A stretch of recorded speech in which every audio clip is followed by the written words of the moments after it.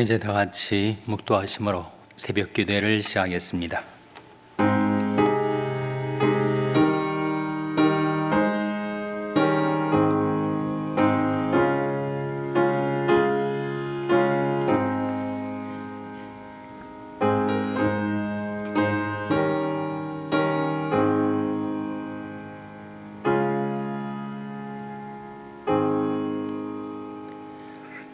여호와께 감사하라. 그는 선하시며 그 인자하심이 영원함이로다. 저희가 광야 사막길에서 방황하며 그 활성을 찾지 못하고 줄이고 목마름으로 그 영혼의 속에서 피곤하였도다. 이에 저희가 그 근심 중에 여호와께 부르짖매 그 고통에서 건지시고 또 바른 길로 인도하사 그 활성에 이르게 하셨도다. 여호와의 인자하심과 인생에 행하신 기이한 일을 인하여 그를 찬송할지로다. 저가 사모하는 영혼을 만족케 하시며 줄인 영혼에게 좋은 곳으로 채워주심이로다. 아멘. 하나님 아버지 감사합니다. 간밤에 저희에게 평안한 쉼을 허락하여 주시고 저희에게 새날을 주시고 새 아침을 주셔서 하나님께 나와 경배 드리게 하시고 찬송 드리게 하시고 기도할 수 있게 해주신 것을 감사드립니다. 저희의 근심 중에 하나님께 부르짖매 하나님께서 그 고통에서 저희들을 건져주시고 바른 길로 인도하셔서 저희의 거할 곳에 이르게 주신 아버지 하나님의 그 선하심과 인자하심의 인도를 인하여 하나님께 감사와 찬양을 드립니다. 저가 사모하는 영혼을 만족케 하시며 줄인 영혼에게 좋은 곳으로 채워주심이로다 말씀하신 대로 이 아침에 하나님 앞에 간구하는 저희들의 기도에 귀 기울여 주시고 자비로우신 주 예수님, 주님께서 늘 저희들과 함께 계셔서 저희들을 지켜주시고 인도하여 주시옵소서. 평강과 건강 가운데로 저희들을 인도하여 주시기를 바라옵고 예수님의 이름으로 기도하옵나이다. 아멘. 찬송가 450장 부르시겠습니다. 450장 찬송하시겠습니다.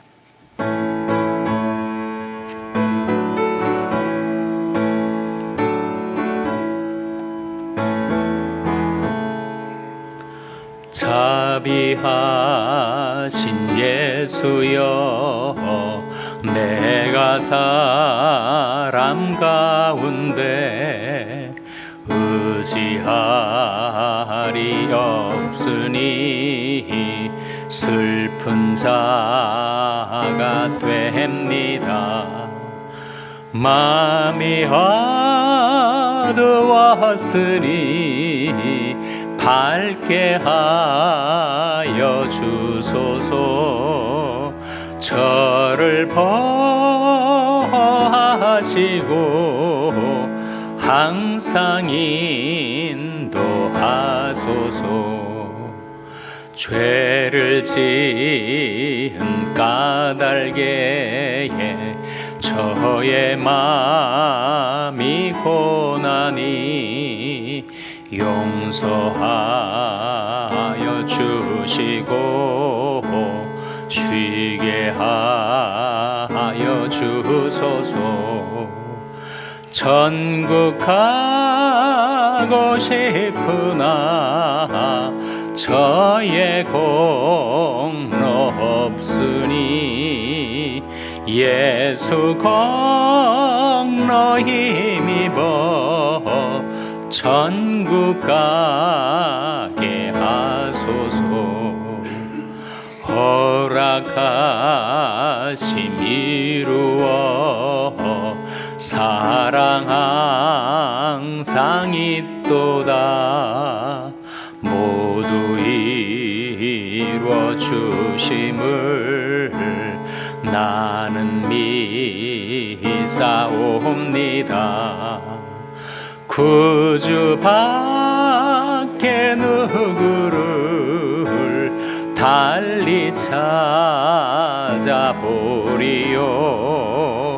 복과 영생 예수니 더 원할 것 없도다.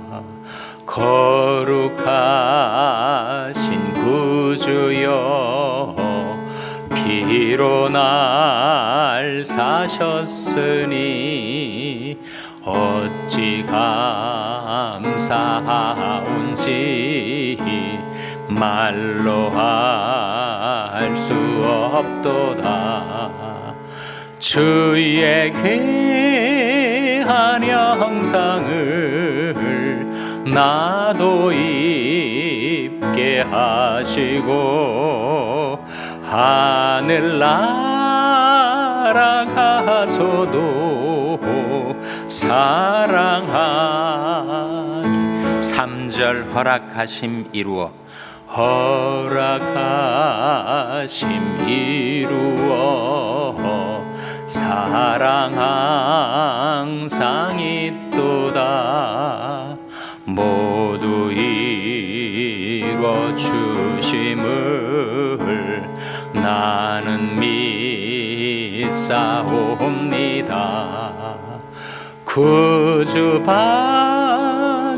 누구를 달리 찾아보리요. 복과 영생 예수니 더 원할 것 없도다. 아멘.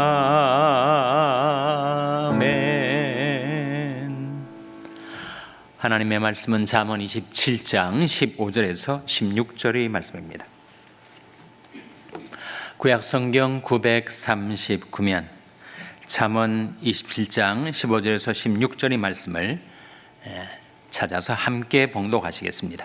잠언 27장 15절 16절 말씀을 우리 다 같이 봉독하시겠습니다. 시작. 다투는 부녀는 비오는 날에 이어 떨어지는 물방울이라. 그를 제하기가 바람을 제하는 것 같고 오른손으로 기름을 움키는 것 같으니라. 아멘. 할렐루야. 설계 평강의 복을 기원하는 마음으로 샬롬 서를 축복하시고 인사 나누시기 바랍니다. 샬롬. 샬롬.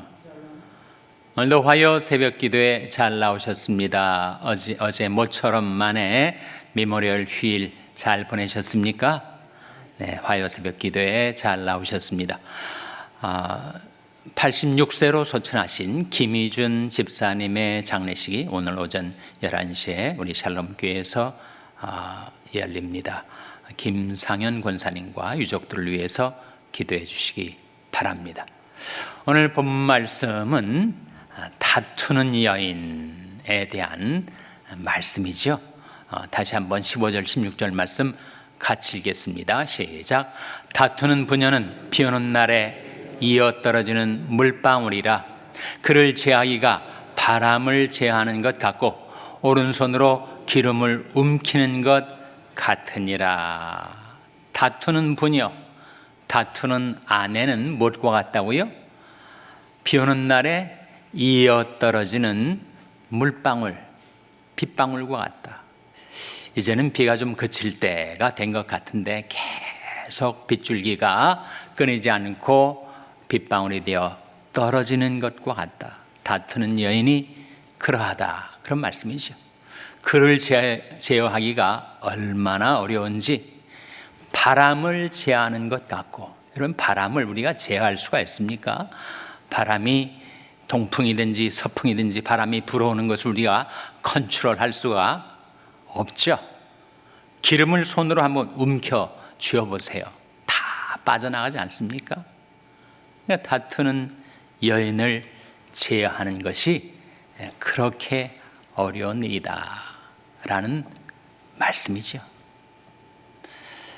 그래서 늘 아내가 남편과 다투고 그리고 소리치고 부부싸움을 하고 그렇게 되면 정말 그는 결코 행복한 인생을 살 수가 없을 거예요. 그래서 차라리 광야에 들어가서 혼자 사는 게 낫다. 그런 말씀이 잠언 21장 19절에 나오는데 화면에 나온 말씀 한번 같이 읽겠습니다. 시작. 다투며 성내는 여인과 함께 사는 것보다 광야에서 혼자 사는 것이 나으니라. 다투며 성내는 여인과 함께 사는 것보다 광야에서 혼자 사는 것이 낫다. 그렇게 이 잠언서, 지혜서가 우리에게 일러주고 있는데, 제가 동부에서 목회할 때 아주 착실한 한 남자 집사님이 있었는데, 어느 날 제가 신방을 했는데 와이프랑 헤어지겠다고 하는 거예요. 그래서 제가 아주 놀래가지고, 아니 착실한 신앙생활하는 부부인데 왜 이런 일이 있을까 했더니, 너무 와이프가 바가지를 긁어가지고 성경 말씀에도 나와 있지 않느냐고, 다투는 여인과 함께 사는 것보다는 광야에 가서 혼자 사는 것이 낫다고 했으니 헤어져 사는 게 낫다는 말씀 아니냐고, 잠언 말씀을 또 그렇게 또 이해를 해가지고, 아니 와이프랑 부부싸움 하다가 또 이혼하는 게 낫겠다고 하는 그런 일을 제가 경험한 적이 있습니다. 아니 하나님 말씀을 어떻게 그렇게 해석을 하느냐고 제가 이야기를 한 적이 있어요. 이 말씀은 자꾸 다투고 소리치고 성내는 여인과 함께 살지 말고 이혼하라, 그런 말씀이 물론 아니죠. 다만 부부싸움이 잦아지고 말다툼이 잦아지고 부부간에 서로를 향하여 소리내는 일이 빈번하고, 그렇게 되면 참 괴로운 인생을, 그렇지 않아도 인생살이가 쉽질 않은데 부부간에 그렇게 다툼과 불화가 계속되면 정말 피곤한 인생을 살게 된다 하는 거죠. 경제적인 문제보다 더 심각합니다. 그래서 잠언 15장 17절에는 이런 말씀이 나옵니다. 같이 읽겠습니다. 시작. 여간 채소를 먹으며 서로 사랑하는 것이 살찐 소를 먹으며 서로 미워하는 것보다 나으니라. 여간 채소를 먹으며, 여간이란 말이 무슨 말이죠? 여하간, 어지간한 채소, 그런 뜻입니다. 어지간한 채소를 먹으면서 서로 사랑하는 것이 살찐 소를 먹으면서 서로 미워하는 것보다 나으니라.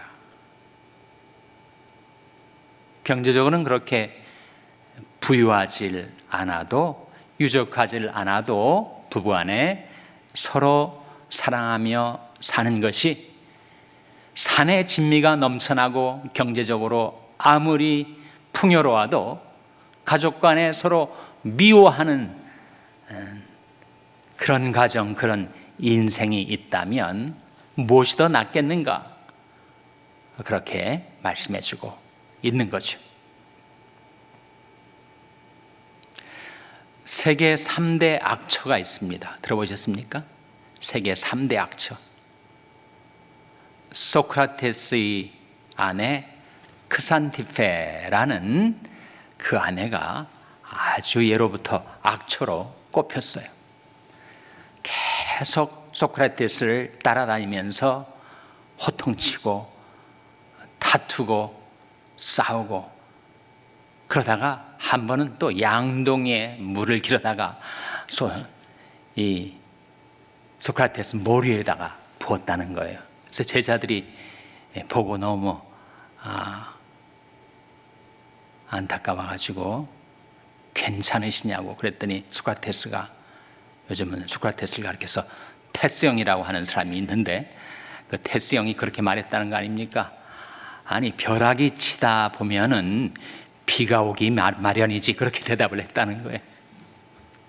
계속 소리치는 아내가 있었으니 이제 벼락이 쳤으니 비가 올 때가 됐다. 그래서 양동이 물을 뒤집어 쓰고 소크라테스가 그렇게 말했다는 거 아닙니까? 크산티페가 악처로 유명을 했어요. 그런데 소크라테스가 말하기를, 좋은 아내를 만나면 행복한 인생을 살고 나처럼 악처를 만나면 훌륭한 철학자가 될 수 있다, 그렇게 얘기를 했다고 전해지고 있습니다.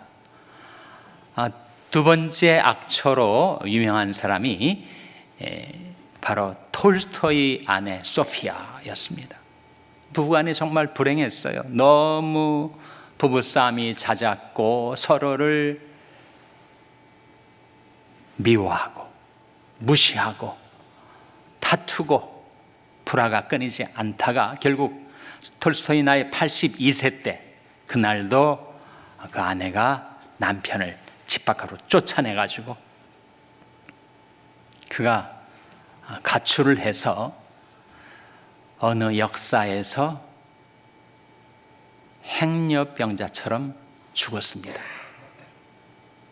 그러니까 너무 남편과 다툼이 심해가지고 남편을 집에서 내쫓았는데 그가 그렇게 방황하다가 죽고 만 것이 널리 알려졌어요. 세 번째 악처는 아브라함 링컨 대통령의 아내 메리입니다. 메리 역시 질투심도 많고 낭비벽도 심하고 남편을 그렇게 너무 사랑해서 질투심이 그랬는지는 모르겠습니다만 늘 부부관계가 어려웠어요. 그래서 아브라함 링컨 대통령이 우울증에 빠지고 한때는 자살을 생각할 정도로 그 부부관계가 그렇게 힘들었다고 알려지고 있습니다. 남북전쟁을 승리로 이끌고 소위 미합중국을 유년으로 지켜냈지만 가정적으로는 참 불행했던 인생을 살았던 링컨이었습니다. 이 세계 3대 악처로 알려져 있죠. 못지않은 악처들이 또 성경에 나오지 않습니까? 성경에 욥의 아내를 생각해 보세요. 욥이 재앙을 겪었을 때 자식도 잃고 재산도 잃고 건강을 잃자 욥의 아내, 이름은 나오질 않아요 성경에. 욥의 아내가 욥한테 다가와가지고 당신이 아직도 이런 고통을 겪으면서도 당신이 순전함을 지키느냐? 당장 하나님을 욕하고 죽으라. 그렇게 악담을 퍼부었어요. 아니 끝까지 믿음을 지켜보려고 아둥바둥 대고 있는 욥을 향하여 당신이 아직도 신앙을 지키고 순전함을 지키려 한단 말인가? 하나님을 욕하고 죽어버리라. 그렇게 말을 했으니 정말 악처 아니겠습니까? 모차르트 아내 역시 악처로 유명했습니다. 또 한 사람, 감리교의 창시자라고 일컬어진 존 웨슬레 역시 악처였습니다. 존 웨슬레가 48세까지 결혼을 안 하고 총각으로 있다가 런던 브리지의 사고로 부상을 입어가지고 그 멀리라는 이름의 과부 집에 들어갔어요. 아이가 넷이 딸린 과부 집에 들어가서 그 멀리가 그렇게 부상을 당해서 자기 집에서 간호를 받고 있는 존 웨슬레를 유혹을 했다고 해요. 그렇게 결혼을 했습니다.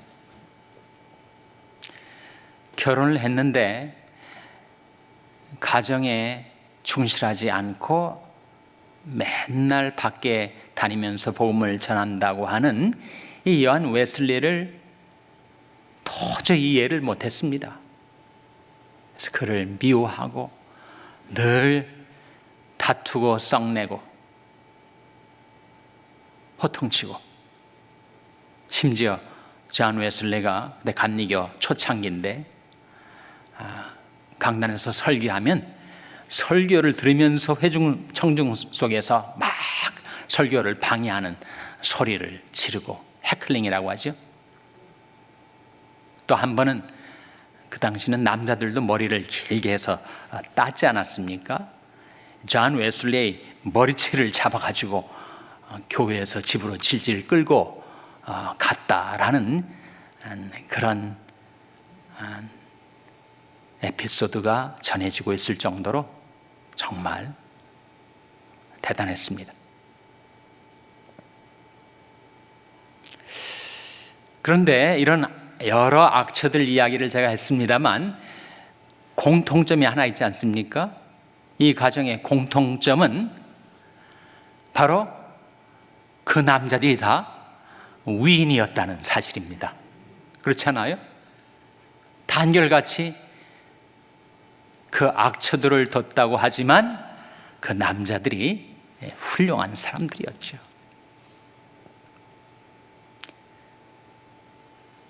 그래서 아마 악처를 둬야 남자가 훌륭해지지 않는가 그런 생각이 들 정도입니다. 근데 부부관계라는 것은 사실 알다가도 모를 관계고 또 밖에서 보는 거하고 실제 내부 사정하고는 다르니까 꼭 와이프들이 책임만이었겠는가? 남편들이 책임이 있었겠죠, 당연히. 저는 그 명칭에 문제가 있지 않나 싶어요. 남편이 되니까 항상 남의 편만 들지 않겠습니까? 앞으로는 남편들을 나편이라고 부르는 것이 어떨까 싶습니다. 소크라테스도 그렇게 말했지만 존 웨슬레의 생애를 교회 사가들이 평가하면서 그가 온 세계에 다니면서 복음을 전할 수 있었던 것이 그의 아내 말리 때문이 아니었겠는가. 만일 존 웨슬레가 가정적으로 너무 편안하고 행복하고 늘 가정에만 아내와 자식들만 돌봤다면 세계는 나의 교구라고 했었던 존 웨슬레의 사역이 가능했겠는가? 늘 아내에게 시달리면서 더 주님께 충성할 수 있었고 그리고 가정적으로 불행했지만 온 세계에 나가서 복음을 전할 수 있었지 않았겠는가? 그렇게 평가를 하고 있습니다.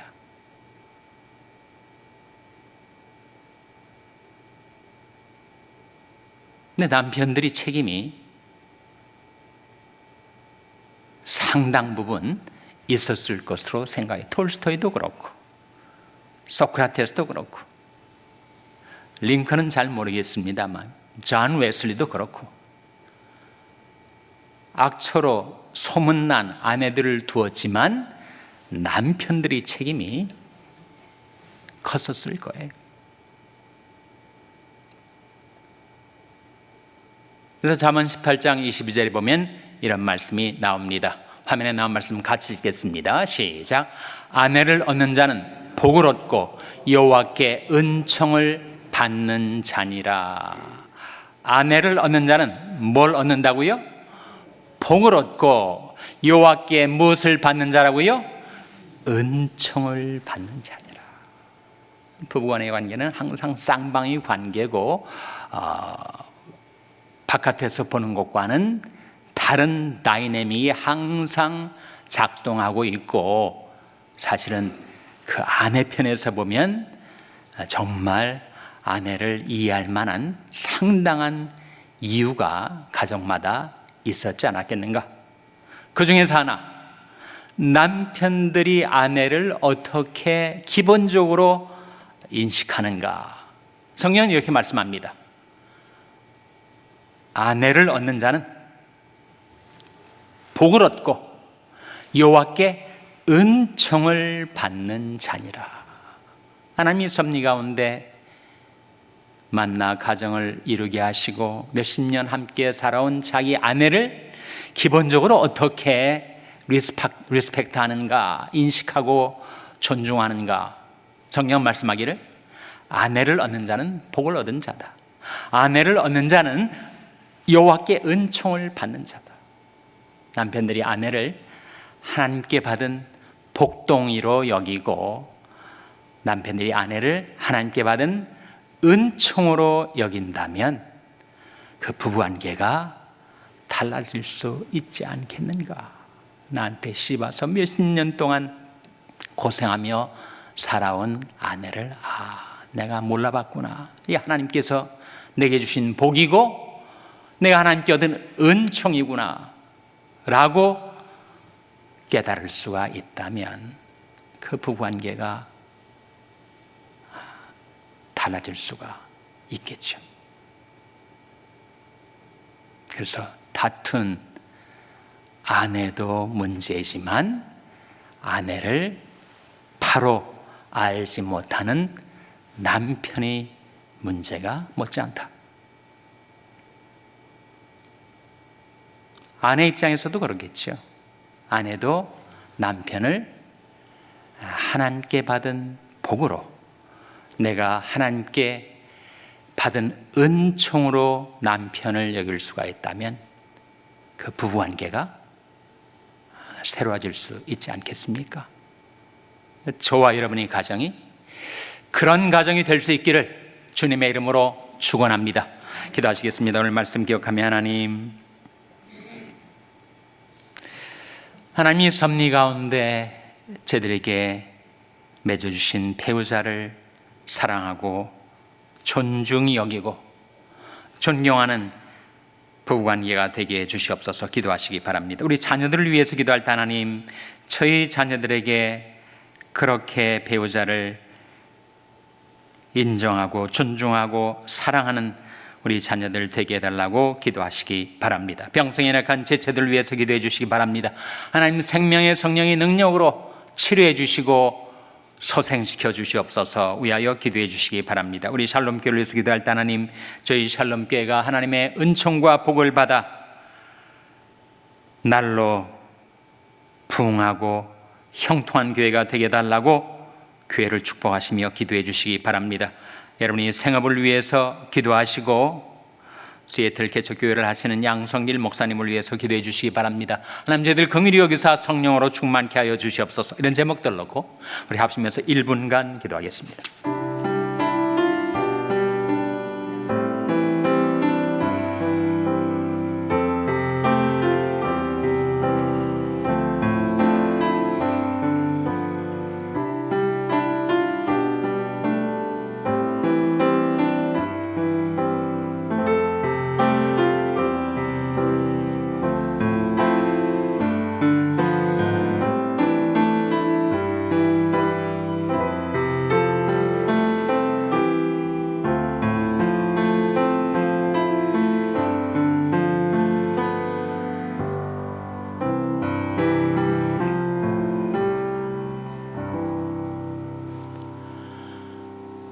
하나님 아버지, 저희들이 가정이 여호와를 경외함으로 복을 받아 이 세상에서 누리는 천국의 가정들이 되게 하여 주시옵소서. 남편과 아내가 서로 사랑하고 존경하며 하나님이 베푸시는 은총과 복을 받아 누리는 저희들이 가정들이 다 되게 하여 주시옵소서. 저희 자녀들이 가정 가운데서도 하나님께서 임재하여 주셔서 남편과 아내가 서로 존중히 여기고 서로 존경하고 사랑하여 하나님이 베푸시는 은총과 복이 그 가정마다 넘쳐 흐르게 하여 주시옵소서. 모든 것 감사드리며 예수님의 이름으로 기도하옵나이다. 아멘. 하늘에 계신 우리 아버지여, 이름이 거룩히 여김을 받으시오며 나라 임하옵시며 뜻이 하늘에서 이룬 것 같이 땅에서도 이루어지이다. 오늘날 우리에게 일용할 양식을 주옵시고 우리가 우리에게 죄 지은 자를 사하여 준 것 같이 우리 죄를 사하여 주옵시고 우리를 시험에 들게 하지 마옵시고 다만 악에서 구하옵소서. 때겐 나라와 권세와 영광이 아버지께 영원히 있사옵나이다. 아멘.